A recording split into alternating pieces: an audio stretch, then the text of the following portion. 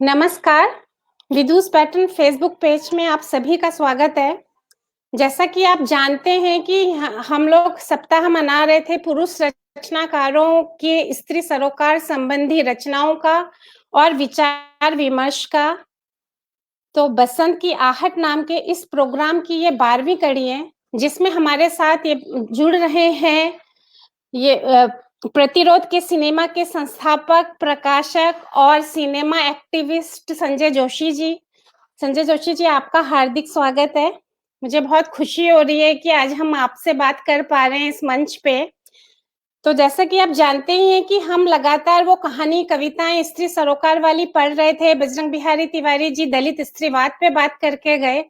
तो इसी तरीके से हम सिनेमा में स्त्री औरतों की दुनिया पे आज बात करेंगे और ऐसे ही प्रकाशन जगत, संपादन जगत, आलोचना की दुनिया में हमारी बातचीत अभी जारी रहेगी।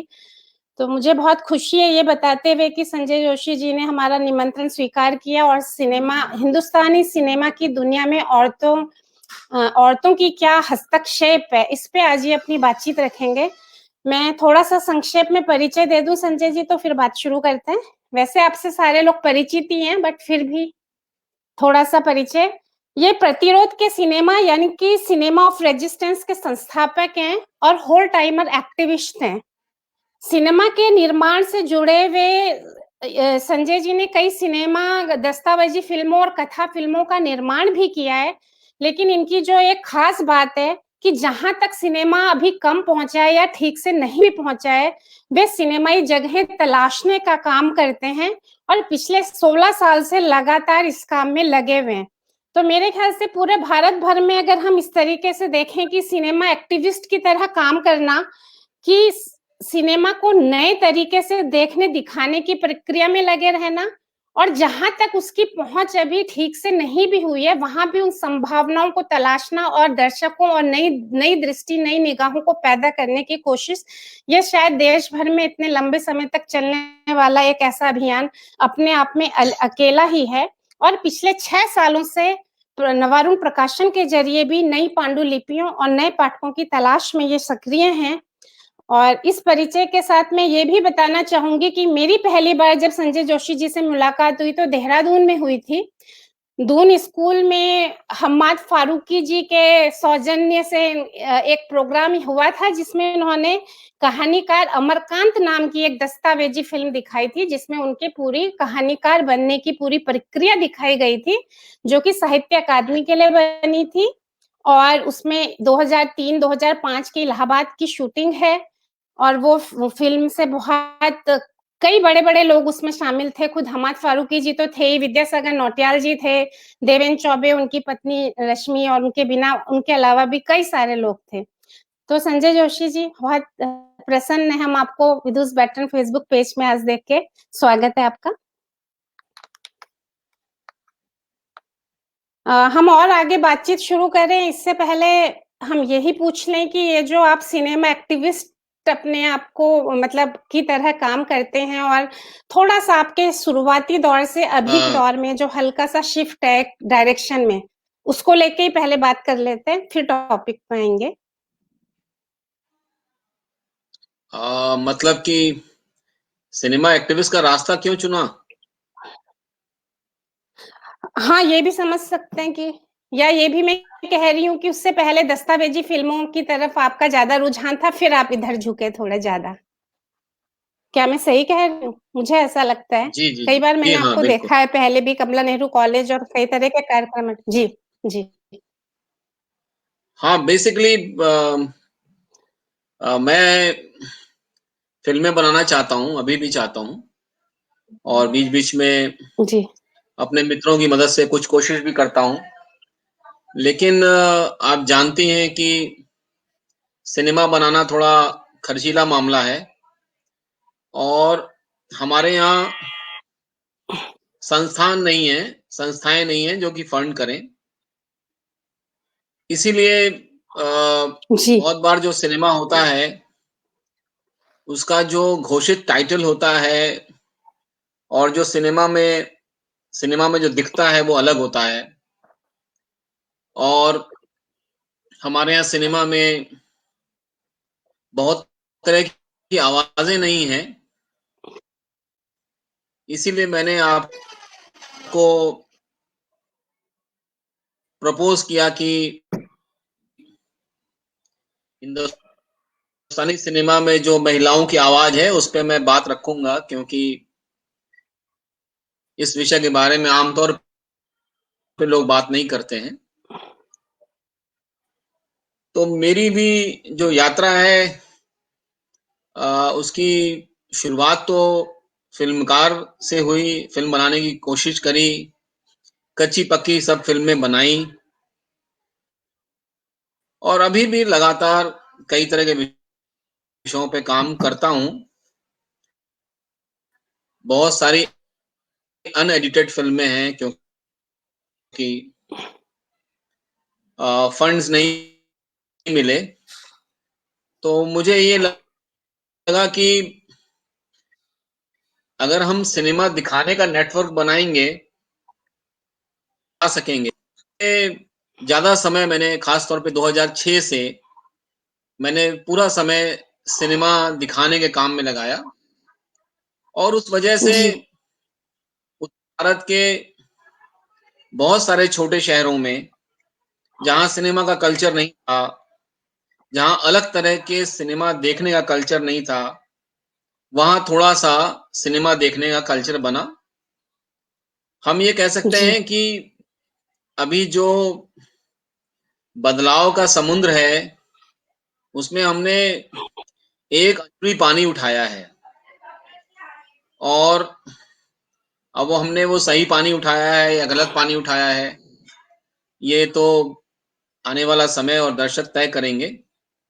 लेकिन इतने वर्षों में, 16 वर्षों में एक बड़ी टीम के साथ काम करते हुए ये ज़रूर संभव हुआ है कि अब लोग थोड़ा सिनेमा को, अलग तरह के सिनेमा को सिर्फ़ दिल्ली और बम्बई और बैंगलोर और चेन्नई में नहीं, बल्कि आजमगढ़, इलाहाबाद, श्रीनगर, गढ़वाल, अल्मोड़ा, पिथौरागढ़, बलिया, देवरिया, ललितपुर, बांदा, हुँ? जी, जी, या मान लीजिए पानीपत, सोनीपत, भटिंडा या 24 परगना, इन सब जगहों में भी लोग देखते हैं और अ, हमारे जो बाद की जो पीढ़ी है, क्योंकि अब हम भी अपने जीवन के सेकंड पारी खेल रहे हैं, तो जो नए लोग हैं, वो इस काम को आगे बढ़ाएँगे। कोई ग्लानि नहीं है, मुझे अच्छा लगता है, मज़ा आता है, इसलिए मैं ये काम करता हूँ। जिस दिन मुझे मज़ा नहीं आएगा, उस दिन मैं कोई और काम करूँगा। जी, तो मेरा एक ज़िंदगी का मकसद है कि मज़ा जी, आना चाहिए। जी। इससे पहले कि हम औरतों की दुनिया में सचमुच चले, तब तक मैं आपसे ऐसे ही पूछती हूँ कि जो हमारी पूरी जीवन शैली है, इसमें प्यार करना, मोहब्बत करना, बहुत बड़ी कोई त्रासदी आ जाए तो शोक मनाना, ये सारी चीज़ों में मुझे लगता है कि सिनेमा का बहुत अधिक प्रभाव पड़ता है। 1 आध मिनट आप इस पे बोलें, तो उससे सिनेमा माध्यम की जो ताकत है, उसका थोड़ा-सा पता चलेगा और दर्शक भी 2-4 और जुड़ जाएँगे। फिर हम चलते हैं अपने विषय की ओर। माने जो हमारा पूरा मैनरिज़्म है, हमारा आचरण, हमारे खुशियाँ मनाने के तरीके, हमारे दुःख मनाने के तरीके, उनमें सिनेमा का कितना प्रभाव पड़ता है? नहीं, बिल्कुल प्रभाव पड़ता है। देखिए मैंने फ्रांस हुँ, में कभी गया नहीं, आज तक मौका नहीं मिला। लेकिन जी, जी, जी, फ्रांसीसी भाषा के प्रति, फ्रांसीसी समाज के प्रति जो मेरा प्रेम है, जी, उस सिनेमा की वजह से ही है। जी, जी। और वैसे अ, ही कि मैं ईरान कभी नहीं गया।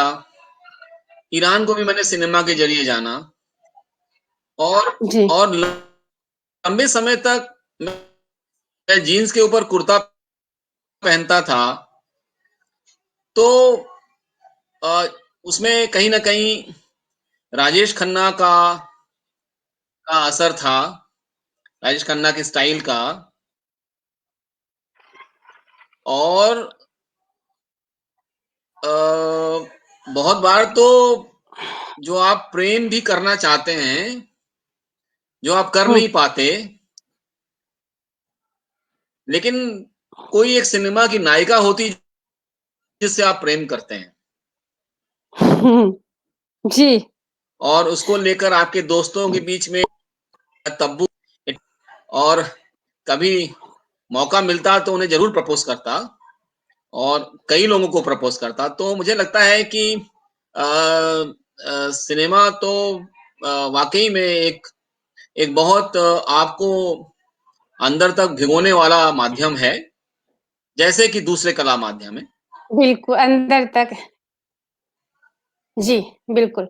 तो सिनेमा का इतना ज़्यादा गहरा प्रभाव होता है कि हमारा उठना-बैठना, प्रेम करना सब कुछ उस पे निर्भर करने लगता है और सिनेमा में सारी ही कलाओं का एक तरीके से संगम भी वो है, तो काफ़ी दूरगामी और व्यापक प्रभाव इसका पड़ता है। तो अब हम अपने विषय में आते हैं कि औरतों की दुनिया। तो मैं आपसे ये जानना चाहूँगी कि सिनेमा के क्षेत्र में महिलाओं के प्रतिनिधित्व की क्या क्या हिस्सेदारी है? महिलाओं का प्रतिनिधित्व कितना दिखाई देता है? इस बारे में हम थोड़ा बात करेंगे? इसके बारे में थोड़ा हमें थोड़ा-सा अलग तरीके से सोचने की ज़रूरत है, क्योंकि अ, हुँ, दुर्भाग्य से हमारे बहुत सारे दर्शक हमारे प्रतिरोध के सिनेमा को का नाम लिख रहे हैं और मैं उनका अभिवादन करता हूँ। अभी महेंद्र रावत जी, महेश हुँ, पुनेठा, शिवी सिंह, आप सभी हुँ, जी। लोगों का शुक्रिया है कि आप हमारे और अभियान से इतनी स मोहब्बत करते हैं। बहुत-बहुत शुक्रिया। मैं बाद मैं बाद में अलग से जवाब दूँगा। देखिए, जी, आज की तारीख में जैसे कि यहाँ पर एक मोबाइल फ़ोन पड़ा हुआ है ये, जी, और इस मोबाइल फ़ोन में एक कैमरा है जी,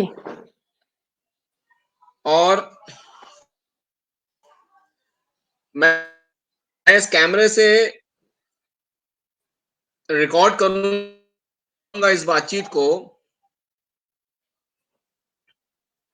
और अभी मैं इस बातचीत को यहाँ पर स्क्रीन पे ला सकता हूँ। अब बातचीत लोगों के आमने-सामने होती तो कई लोगों को मैं संबोधित कर रहा होता और कई लोगों के जो जिज्ञासाएँ हैं उनके आँखों में दिखाई देती मुझे। तो बिल्कुल। आज की तारीख में सिनेमा को बनाना, अभी इसको रिकॉर्ड करना बहुत आसान है। जी, आसान इसलिए नहीं है कि हमारे अंदर कोई कौशल हो गया है, कि हमने कोई हुँ, सिनेमा भाषा सीख ली है। आसान इसलिए हो गया है क्योंकि तकनीक बदल गई है। जी, मुझे नहीं मालूम कि आपका बचपन, आप कब पैदा हुई, लेकिन मैं आपको मान के चल रहा हूँ कि आप भी 40 के ऊपर होंगी। हमारे बचपन में जब हम फ़ोटो खींचते थे, तो एक रील आती थी और उस रील में 36 फ्रेम होते थे और रील वो बहुत महँगी होती थी। तो हम मुश्किल से 1 या 2 रील खींच पाते थे। फिर उसको हम धुलाते थे, जी। नेगेटिव बनता था। फिर नेगेटिव में से हम छांटते थे कि 1 नंबर, 5 नंबर, 11, 13, 21, 23, 27, 28, 32, 34, 36, ये 10 फ्रेम सबसे अच्छे हैं। इनके जी। प्रिंट बनेंगे। प्रिंट बनेंगे, किस साइज के बनेंगे ये भी डिसाइड होता था हमारे बजट से। और बहुत ही हुआ, फोटोग्राफर एक दिन आता था तो एक फोटो खींचता था। तो आप देखेंगे जब आप म्यूजियम में जाएंगे या कभी किसी राजे रजवाड़े की म्यूजियम को देखेंगे तो एक फोटोग्राफ जरूर होता है, ग्रुप फोटोग्राफ। बाद के दौर में शादी ब्याह के मौके पर या बच्चे के पैदा होने पर या उसके किसी संस्कार पे लोग स्टूडियो जाते थे फोटो खिंचवाने। हाँ जी। लेकिन उन दिनों में भी जो गरीब लोग थे, जो दलित लोग थे, जो समाज में बहुत पिछड़े हुए थे, वो कभी फोटो खिंचवाने नहीं जाते थे। और जैसे कि अभी फेसबुक में अगर किसी की एनिवर्सरी होती है, किसी का बर्थडे होता है, तो लोग बधाई देते हैं अपनी पत्नी को या अपने मित्र को या अपने पति को, और उससे जुड़े हुए फोटो की भरमार लग जाती है। तो अब शीला जी ये बात कह रही हैं, मैं ये सवाल बाद में लूंगा। जी, जी, बिल्कुल। आ, आ ये असल संजय जी, मैं यहाँ में हाँ जी, हिंदी संजय जी, मैं यहाँ पे सिर्फ़ सिनेमा की जब दर्शकों हम और बात आप कर, जी। तो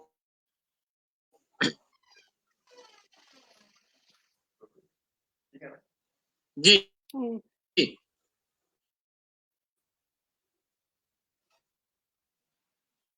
नहीं, मैं तो सिर्फ़ इतना कह रही थी कि मैं सिर्फ़ यहाँ पे दर्शकों और आपके बीच मध्यस्थ के रूप में ही हूँ, तो सवाल मैं तो ऐसे ही ले आती हूँ, आप अपना फ्लो जारी रखिएगा, सवाल वो मैं बाद में दिखाऊँगी आपको। जी। आज से 40 साल पहले सिनेमा दिखाने का, सिनेमा बनाने का तरीका बदल गया।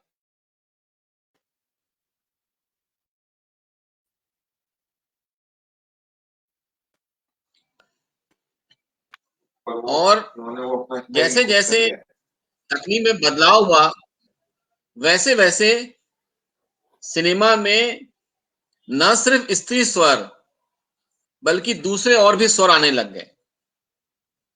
और हुँ, जो हुँ। बात शीला जी कह रही हैं उस बात पे मैं आ रहा हूं।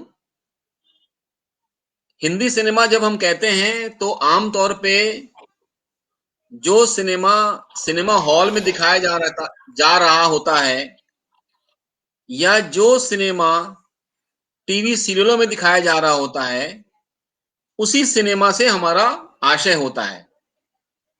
आज की तारीख में अगर मेरे घर में मेरी पत्नी की बर्थडे पार्टी चल रही है और उसकी दोस्तें अपने बारे में कोई बातचीत कर रही हैं और उसको कोई डॉक्यूमेंट कर रहा है और दिखा रहा है, तो वो भी सिनेमा है। या हुँ। कोई महिला अपने ही मोबाइल से अपनी रिकॉर्डिंग कर रही है, किसी ने जरूरी नहीं समझा उसकी कहानी को रिकॉर्ड करना, वो अपनी रिकॉर्डिंग कर रही है और उसको फेसबुक पे रिलीज कर दे रही है, तो वो भी सिनेमा है। सिनेमा का मतलब सिर्फ यशराज फिल्म्स की बनी फिल्में या एकता कपूर के टेलीविजन सीरियल नहीं है। सिनेमा का मतलब वो सब कुछ है जो रिकॉर्ड हो रहा है। जी। और ये जो सब कुछ रिकॉर्ड होना है, एक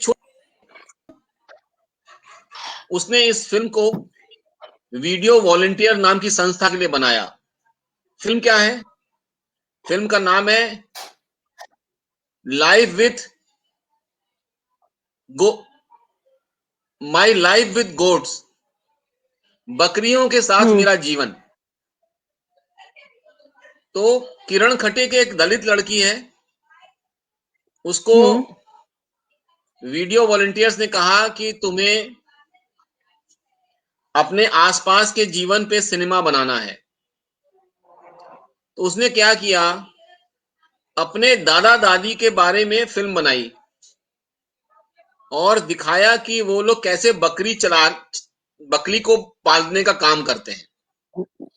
12 मिनट की फिल्म में कुछ नहीं है, वो लोग अपनी बकरी लेके जा रहे हैं, बकरी को लेके आ रहे हैं, उनका घर, बकरियां, ये है। मैंने इस फिल्म को केंद्रीय विश्वविद्यालय किशनगढ़ राजस्थान में दिखाया। वहां पर एक अंतर्राष्ट्रीय सेमिनार हो रही थी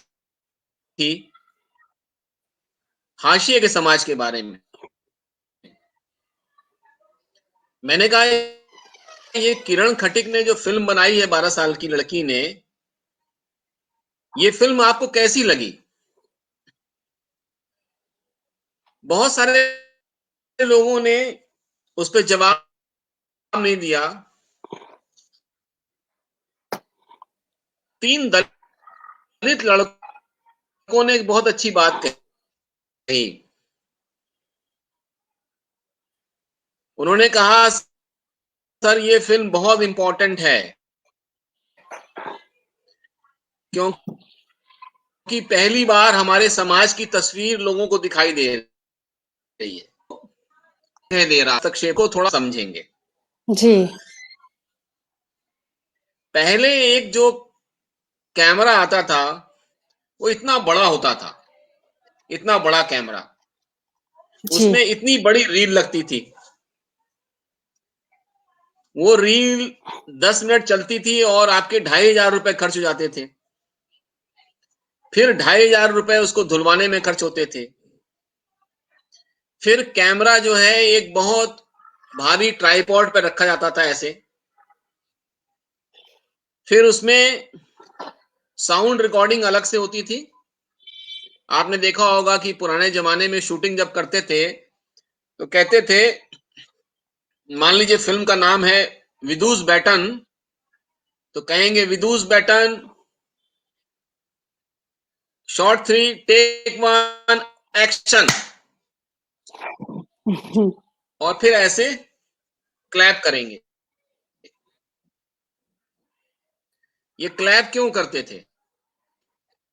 ये क्लैप इसलिए करते थे क्योंकि साउंड अलग रिकॉर्ड होती थी और दृश्य अलग रिकॉर्ड होते थे। जब हम एडिटिंग में बैठते थे तो जहां पर वो क्लैप जुड़ रहा है वहां पे ठक की साउंड आती थी, तो हम ठक की साउंड को एक जगह रखते थे और उसी जगह पर क्लैप के जुड़ने की साउंड को रखते थे। उसके बाद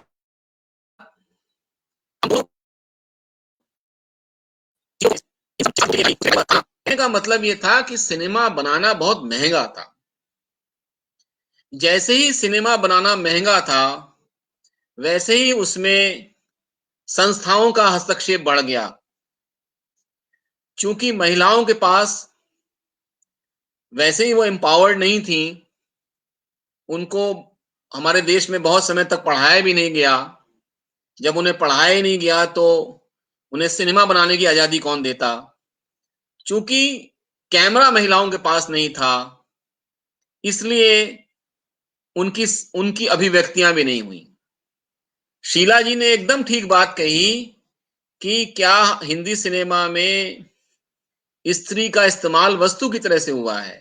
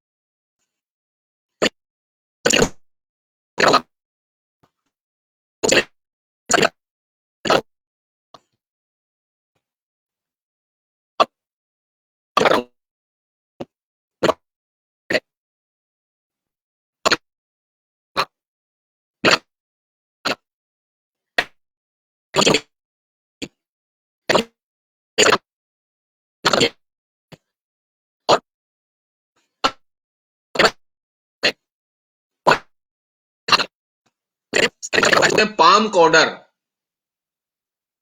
पॉम पाम कॉर्डर मतलब कि कैमरा पंजों में आ जाना। जैसे ही कैमरा पंजों में आया, संजय जी, आपका नेटवर्क जी तो जी, थोड़ा गड़बड़ हो ही रहा है, लेकिन आपने धीरे-धीरे बोल के किसी तरह पेस साध ली थी, पर पिछले 1 डेढ़ मिनट से आपकी आवाज़ नहीं आ रही थी। मैं वही लिख के भेज ही रही थी आपको कि इसका कुछ हल हो सकता है क्या? तो नेटवर्क का अगर कोई हल नहीं हो सकता तो हम जारी रखते हैं, पर आप पिछले 1 डेढ़ मिनट का प्लीज़ रिपीट कर दीजिए, हाँ? उससे पहले सुनाई पड़ रहा था सब, लेकिन उसमें थोड़ा गड़बड़ हुआ। जी। ठीक है। मैं ये कह रहा था कि जैसे ही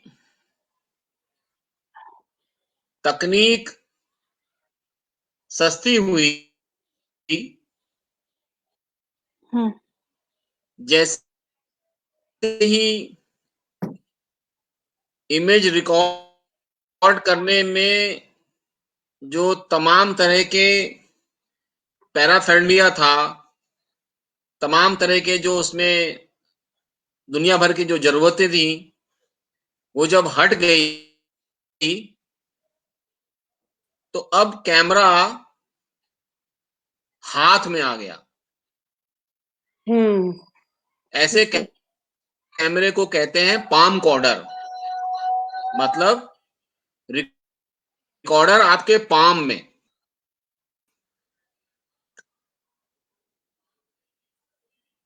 अब क्या हो गया,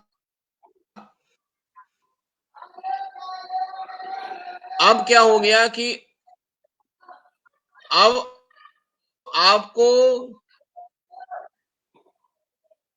जो 1980 में 1 घंटे की फ़िल्म के लिए सिर्फ़ छोटी-सी और है।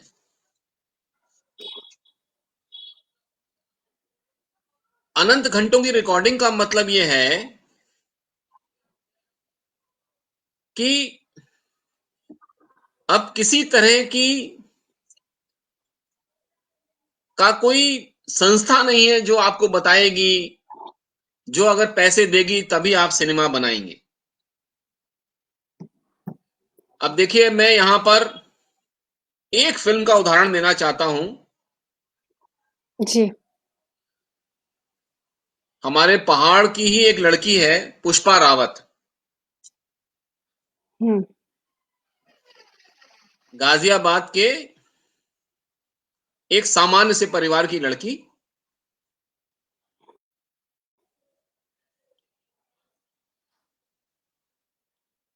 उसकी कहानी बड़ी मज़ेदार है। उसकी कहानी जो है,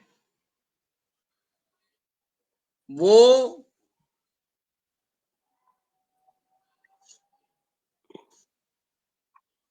सिनेमा में महिलाओं के हस्तक्षेप की सबसे सबसे सुंदर दृष्टांत है।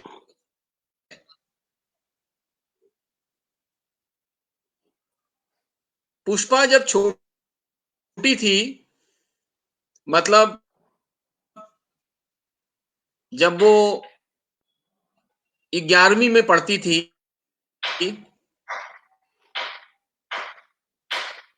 तो उसे पता चला कि दिल्ली के बाल भवन में एक कोर्स है फोटोग्राफी का।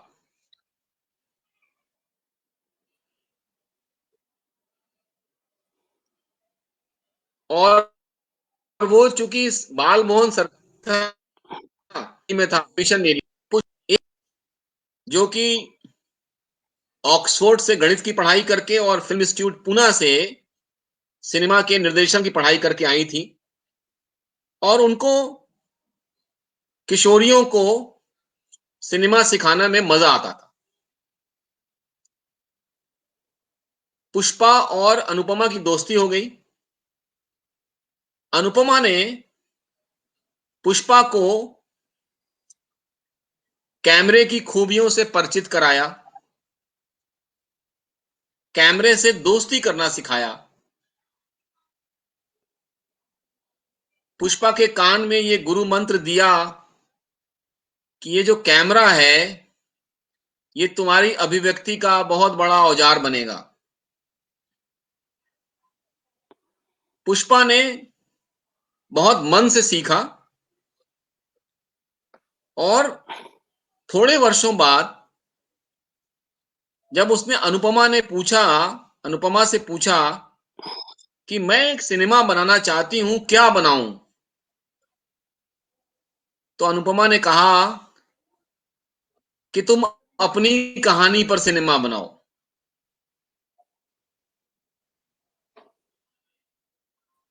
अपनी कहानी क्या है? पुष्पा का एक प्रेम हुआ, और उसके प्रेमी ने साहस नहीं किया और अपने माँ बाप की मर्जी से एक अपरिचित लड़की से शादी कर ली। ये बात पुष्पा के लिए बहुत आहत करने वाली थी, किसी के लिए भी आहत करेगी।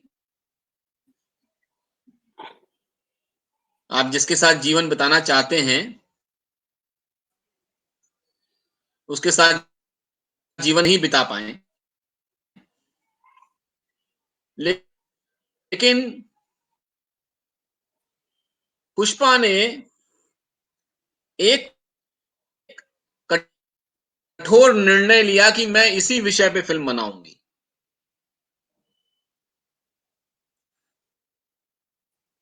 उस फिल्म का नाम भी निर्णय है। अब तस्वीरें भी था। कहानी को बनाने के लिए किसी के सहयोग की जरूरत नहीं थी, और पुष्पा ने उस कैमरे को लेकर अद्भुत यात्रा करी। वो एक ऐसी यात्रा है जो बहुत ऑर्गेनिक है, जो इतने साल बाद ही हो सकती थी जब पुष्पा रावत के हाथ में कैमरा आया।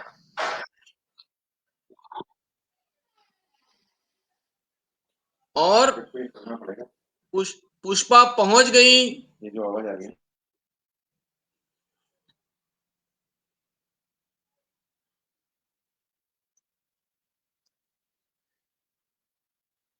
जी, पुष्पा पहुंच गई अपने पूर्व प्रेमी के घर, जहां उसकी शादी होने वाली है।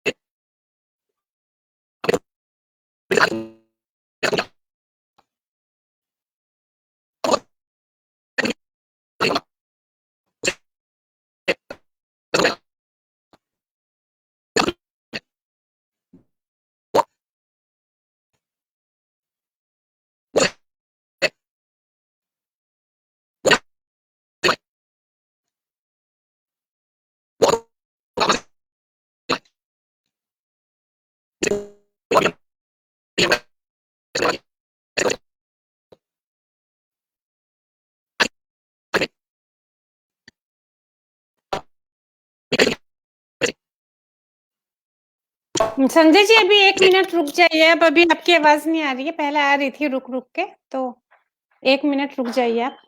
आपको आ रही है मेरी? हाँ। रोचक वाक्य चल रहा है पर आवाज़ बाधित है। अगर संजय जोशी जी के घर में कोई विकल्प मुझे होगा इसको शिफ्ट रही करने है। का नेटवर्क हाँ, जी, नेटवर्क बदलने का कोई ऑप्शन होगा तो वो सोचेंगे, नहीं तो मैं खाली 1 मिनट का गैप फ़िल कर रही हूँ, फिर पुष्पा रावत जी की जो निर्णय बनाने की जो यात्रा है, वो हम फिर से सुनेंगे क्योंकि अभी रुक के तो आ ही रही है, नेटवर्क बहुत अच्छा नहीं है, लेकिन अभी एकदम से गायब हो गई थी थोड़ी देर के लिए। तो इन्हीं के लेख में मैंने ये पढ़ा था कि पूर्व वो प्रक्रिया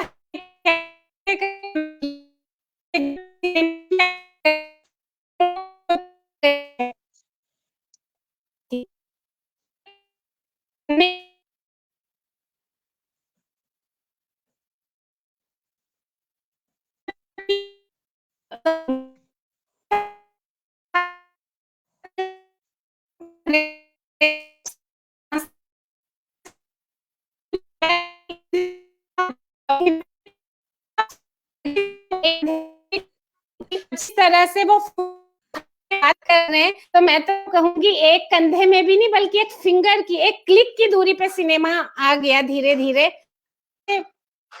संजय जी शायद मुझे कुछ लिख रहे हैं कि आपकी आवाज़ भी गायब है।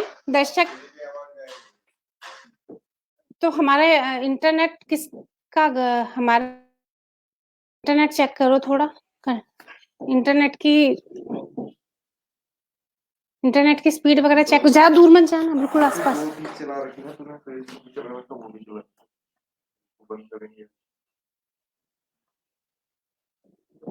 हाँ, संजय जी अब आप बोलिए, शायद आवाज़ आ रही हो। पुष्पा रावत के निर्णय की बात अभी पूरी नहीं हुई थी आपकी। जी।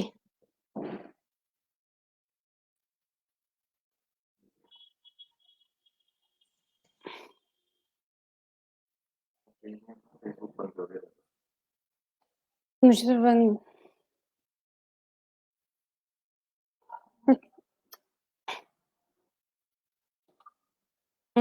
संजय जी आपको आवाज़ आ रही है? कृपया आप कंटिन्यू मैं ये कह रही थी।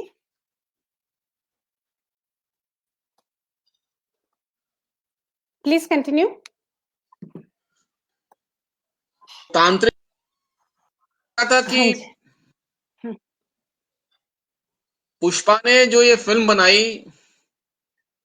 इस फ़िल्म की वजह से, इस पहली फ़िल्म की वजह से वो देश की महत्वपूर्ण फ़िल्मकारों में शुमार हो गई।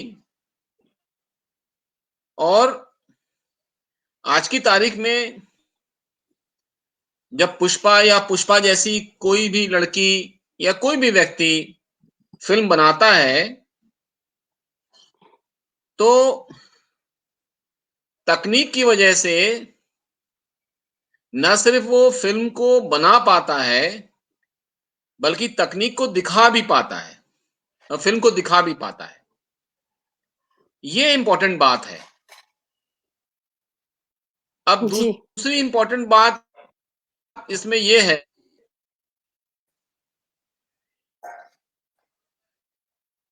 कि आप बनाना क्या चाह रहे हैं और क्या उसको दिखाना चाह रहे हैं नहीं। तो इसीलिए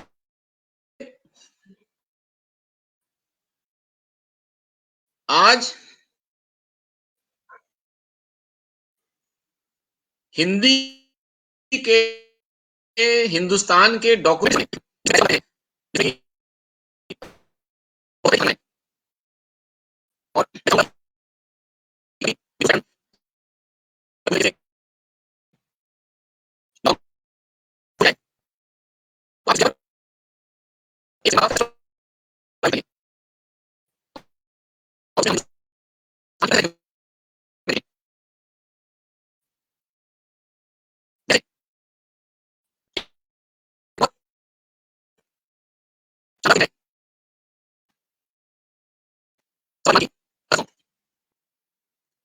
अदर सॉन्ग क्या है? अदर सॉन्ग उत्तर भारत की 5 तवायफों की कहानी है।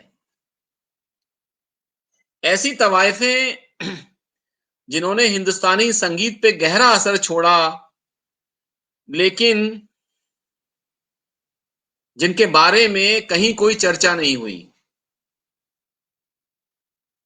और वो ऐसी फिल्म है जिससे हमें पहली बार इन तवायफों के जीवन के जो गहरे दर्द हैं, गहरे दुख हैं, गहरी स्मृतियां हैं, और जो उनका गहरा योगदान है, वो पता चलता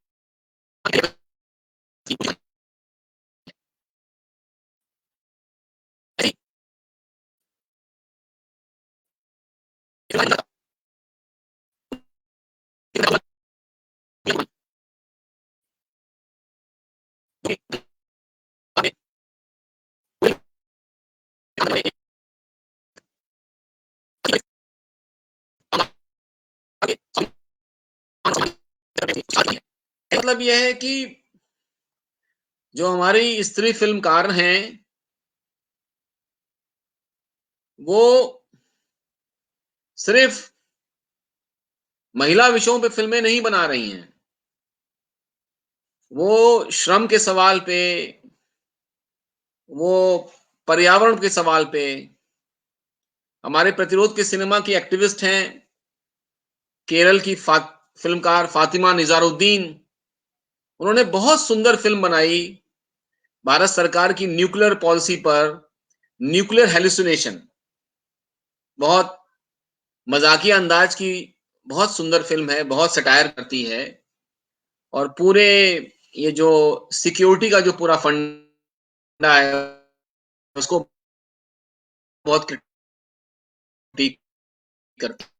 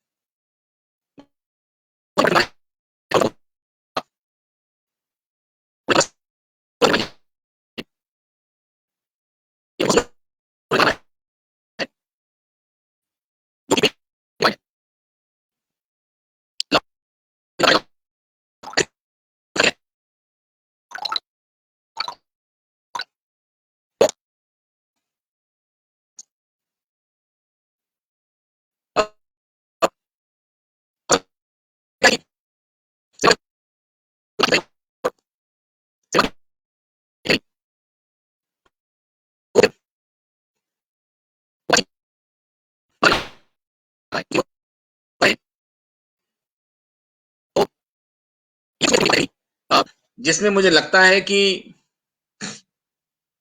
जिसको आपको लगता है सुनाई नहीं दे रहा है, क्या हम दोबारा एक बार ज्वाइन करें? क्या एक बार दोबारा ज्वाइन करें कट लीव करके? हाँ, आपकी आवाज नहीं आ रही है, अनम्यूट करिए।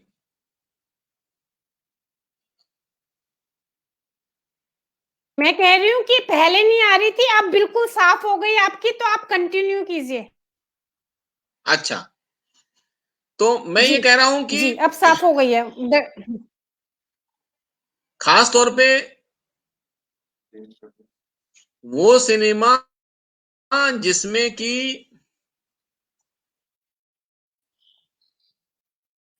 पूंजी का इन्वॉल्वमेंट कम है, चाहे वो डॉक्यूमेंट्री सिनेमा हो, चाहे वो फीचर फिल्म हो, उसमें महिलाओं की बहुत जबरदस्त धमक है।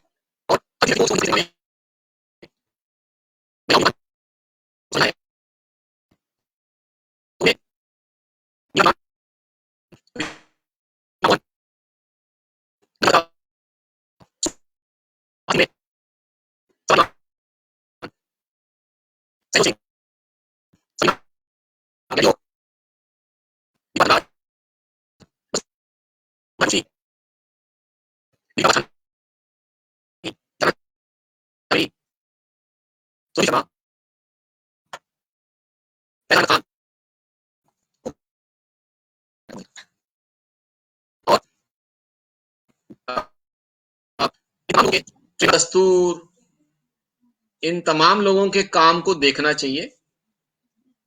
अब हमारी होस्ट ही गायब हो गई हैं, तो जो लोग भी इसको देख पा रहे हैं, उनसे मैं अनुरोध करूंगा कि आईवार्ट नाम से, international women in radio and television, IWART, इस नाम से हर साल एक फिल्म फेस्टिवल होता है दिल्ली में, जो महिला केंद्रित फिल्मों पर होता है। उसे आप लोगों को जरूर देखना चाहिए। उसमें सारी दुनिया में जो महिला फिल्मकार हैं,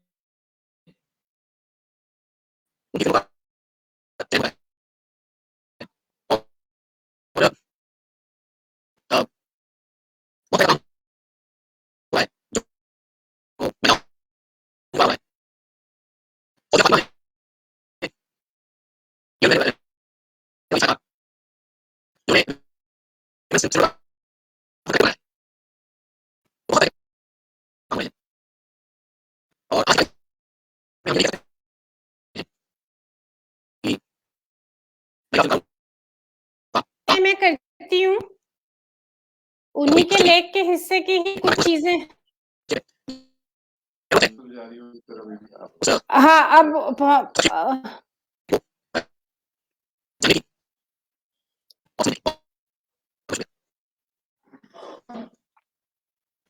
इतना परेशान तो नेटवर्क ने आज पहले दिन किया, इतने दिनों से प्रोग्राम चल रहा है, आज फर्स्ट टाइम ऐसा हुआ है कि नेटवर्क हमारी बात नहीं होने दे रहा है ठीक से।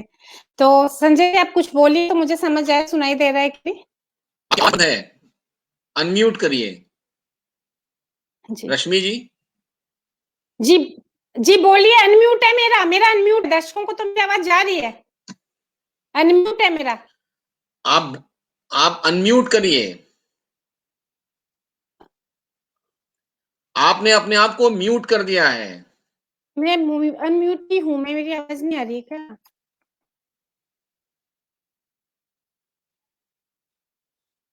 आप बोलिए संजय जी, मैं जी, अनम्यूट नहीं हूँ, जी। तो मैं यही कह रहा था कि ये सारे नाम हैं जिसमें से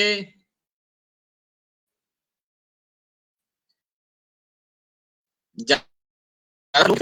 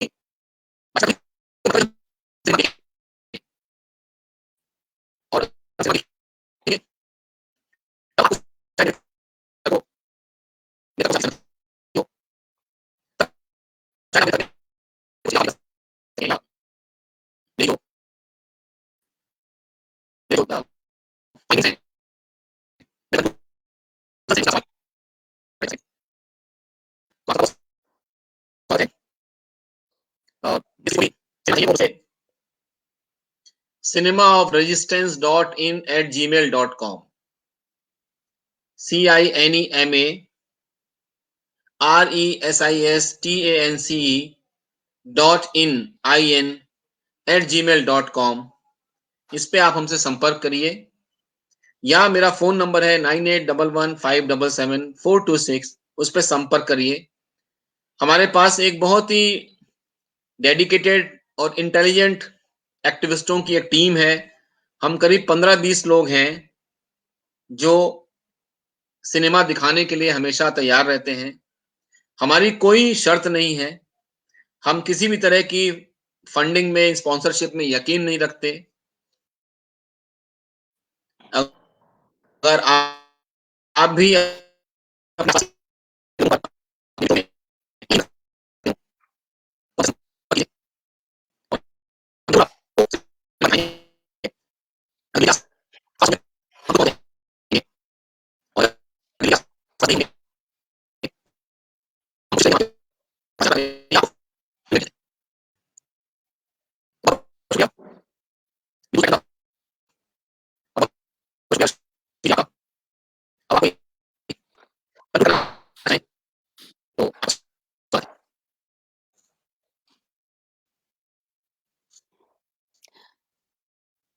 संजय जी, अब आपको मेरी आवाज आ रही है? मेरा अनम्यूट ही है इतनी देर से, मेरा अनम्यूट है ये, आपको आवाज आ नहीं रही है मेरी। मुझे नहीं पता आपको आवाज क्यों नहीं आ रही है।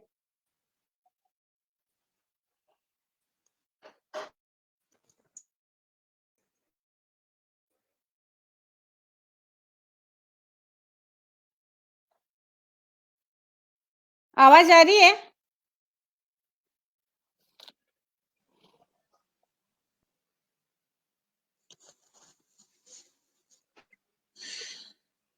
हाँ, व्यूवर्स, आप कृपया हमें बताएं कि आपको हमारी आवाज आ रही है। आज हमने बातचीत के लिए आवाज नहीं आ रही है आपकी, आप अपने आप को अनम्यूट करें। यहाँ नीचे म्यूट का बटन होता है, उसको क्लिक करें।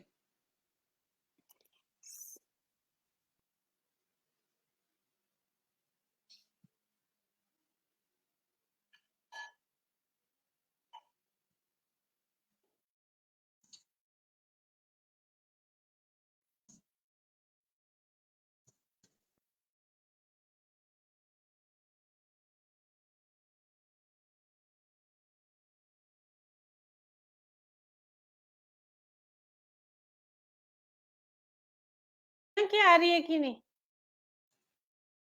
आपको, संजय जी को मेरी आवाज नहीं आ रही है। मुझे लगता है कि दर्शकों तक मेरी आवाज जा रही है। कृपया क्लियर करें, जा रही है?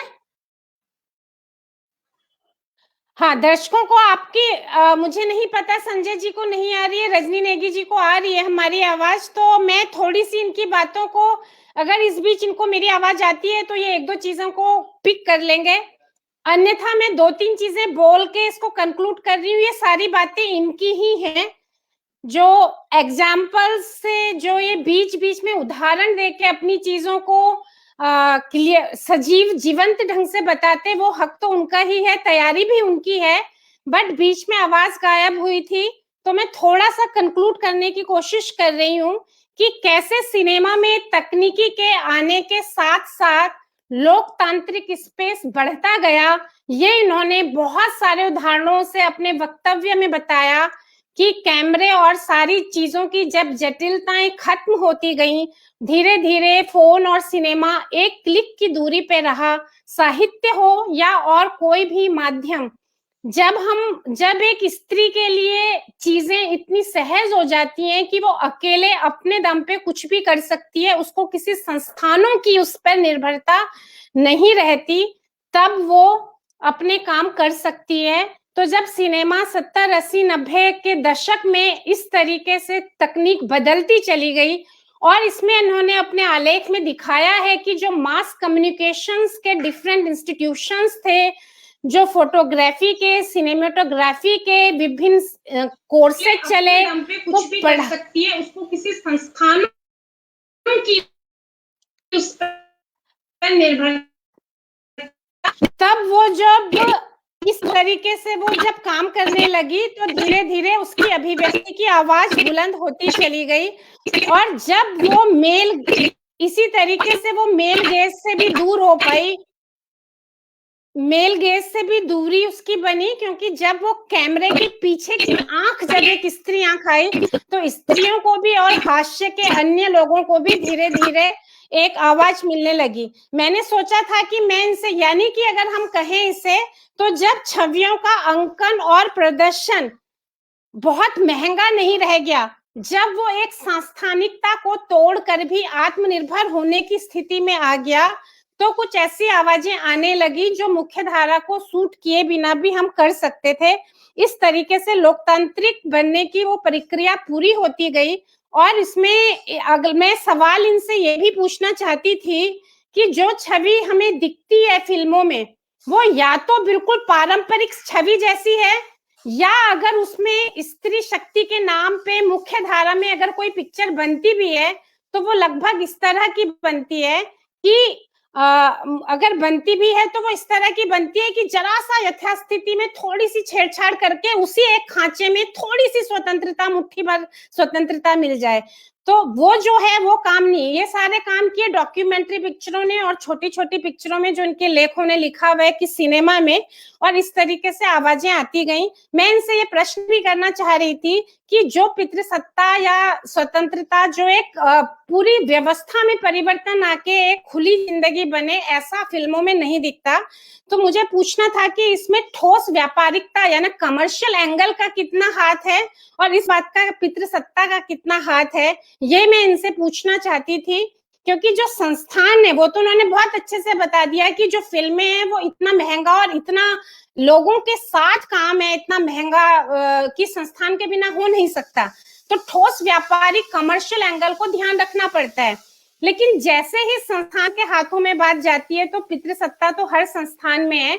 अभी हमारे साथ इंटरव्यू में बीच में सोनल और बहुत तरह के लोगों से बात हुई थी, तो सबने बहुत डिटेल में बताया था कि सिनेमा में किस तरीके से महिलाओं के साथ एक लैंगिक असमानता है। इन लैंगिक असमानताओं को हमने बात करनी थी संजय जोशी जी से। मुझे फोन दे दो जरा, मुझे फोन दे दो, मैं इनका फोन नंबर।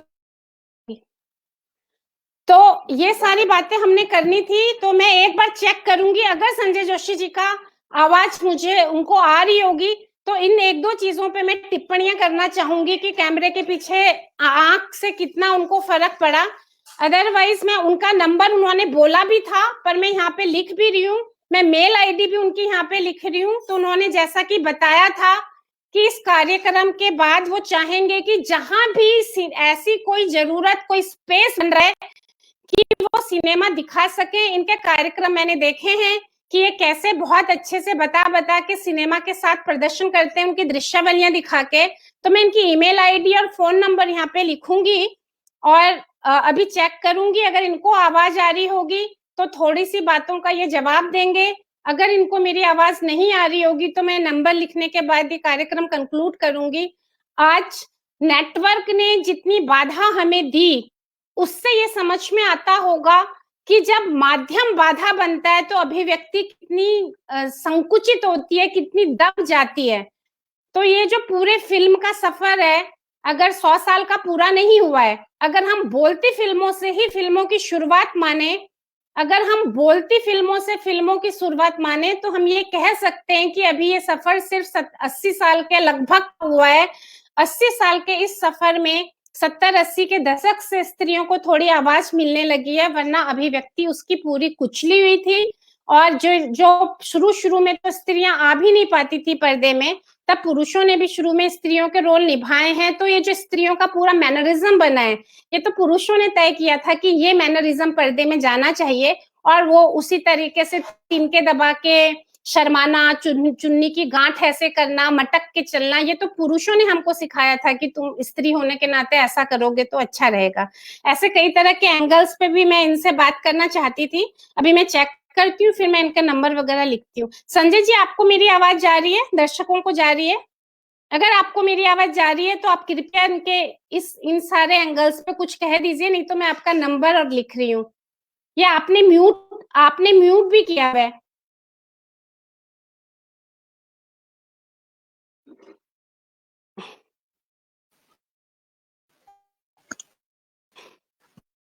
मैं इनका नंबर आपके लिए लिख रही हूँ।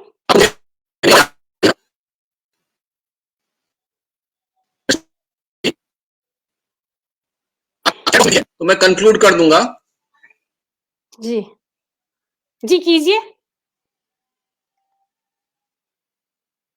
संजय आप जोशी जी चैट का बॉक्स में नंबर लिख लिख दीजिए, रही हूँ। उससे हम, क्योंकि क्या हो रहा है कि ये कुछ लैपटॉप का इशू हो रहा है, इस लैपटॉप में आवाज नहीं आ रही है आपकी, और दूसरे लैपटॉप पे मैं सुन रहा था फेसबुक पे। तो मैं बस एक बात कंक्लूड करना जी चाहता हूं। जी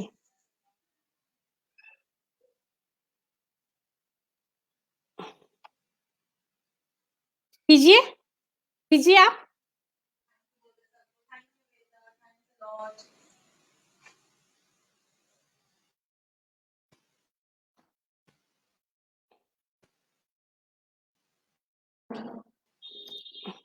ये इनका नंबर और इनकी ईमेल आईडी है।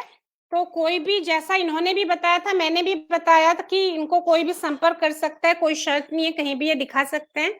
तो संजय जोशी जी, आप प्लीज बोलिए।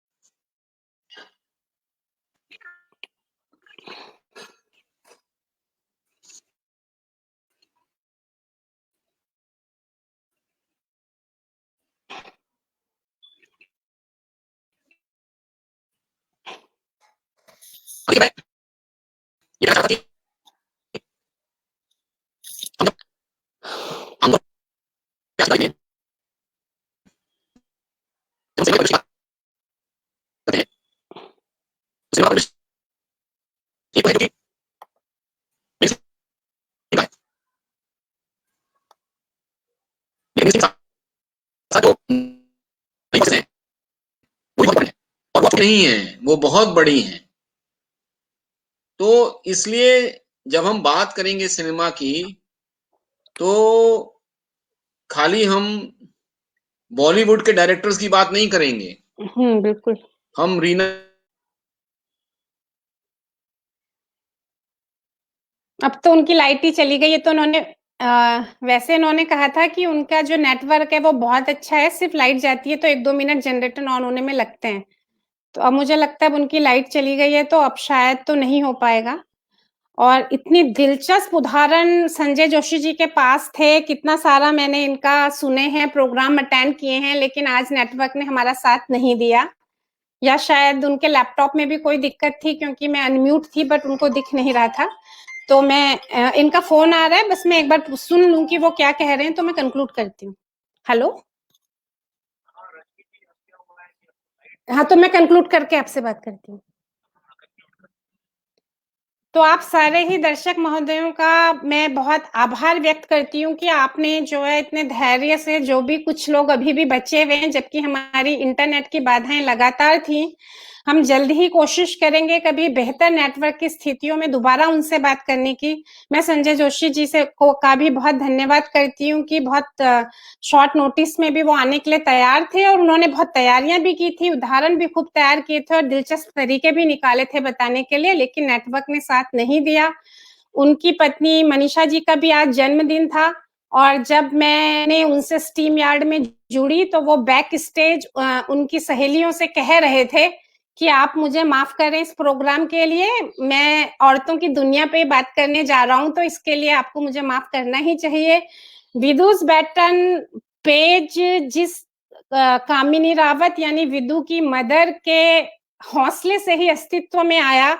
उनका ही ये फैसला था कि इतनी प्यारी बच्ची, इतनी उज्जवल इंसान जो है अगर इस तरीके से गई है जिसमें इतनी उदात्तता थी, तो मैं ऐसा कुछ छोटा-मोटा नहीं कर सकती कि खाना छोड़ दूँ या लोग मेरा ध्यान रखें। तो उनका था कि ऐसा किसी के साथ नहीं हो, इसके लिए हमें कुछ करना चाहिए। तो विदु बैटन जिनके हौसलों से अस्तित्व में आया, आज उनका भी जन्मदिन है।